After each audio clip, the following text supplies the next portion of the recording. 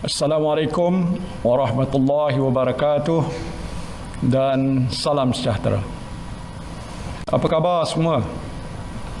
Saya harap saudara dan saudari sekalian sihat walafiat.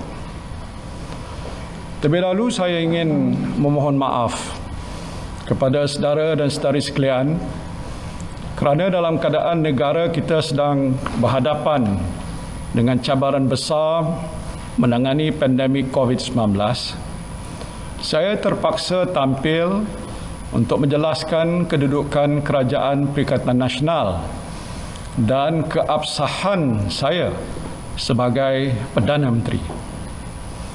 Semalam saya telah menerima warkah daripada Kebawah Duli Yang Maha Mulia Seri Paduka Baginda Yang Di-Pertuan Agong yang memaklumkan kepada saya terdapat 8 orang ahli Parlimen UMNO telah menulis surat kepada Yang di-Pertua Dewan Rakyat bahawa mereka telah menarik sokongan kepada saya.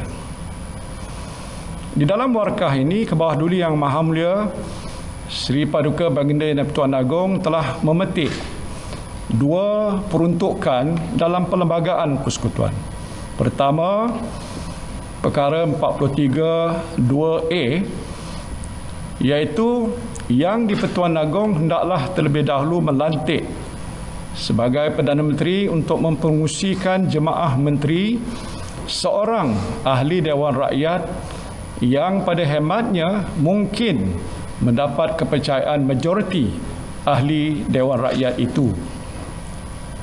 Dan kedua, perkara 43(4), iaitu jika Perdana Menteri tidak lagi mendapat kepercayaan majoriti ahli Dewan Rakyat, maka Perdana Menteri hendaklah meletakkan jawatan jemaah menteri, melainkan jika atas permintaannya Parlimen dibubarkan oleh Yang di-Pertuan Agong.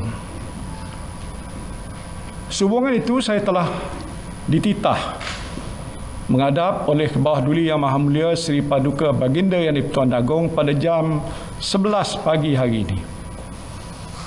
Dalam majlis menghadap pagi ini, saya telah menyembah maklum kepada Kebawah Duli Yang Maha Mulia Seri Paduka Baginda Yang di-Pertuan Agong bahawa saya telah menerima sejumlah surat akuan daripada ahli-ahli Dewan Rakyat yang meyakinkan saya bahawa saya masih mempunyai kepercayaan majoriti ahli Dewan Rakyat pada masa ini. Sehubungan itu, peletakan jawatan saya di bawah perkara 43(4) Perlembagaan Persekutuan adalah tidak berbangkit. Namun saya juga sedar bahawa kedudukan saya sebagai Perdana Menteri seringkali dipersoalkan. Maka saya telah menyembah maklum kepada Kebawah Duli Yang Maha Mulia Seri Paduka Baginda Yang di-Pertuan Agong bahawa saya akan menentukan keabsahan saya sebagai Perdana Menteri di Parlimen. Suatu usul undi percaya kepada saya akan dibentangkan di Dewan Rakyat ketika Dewan Rakyat bersidang pada bulan September.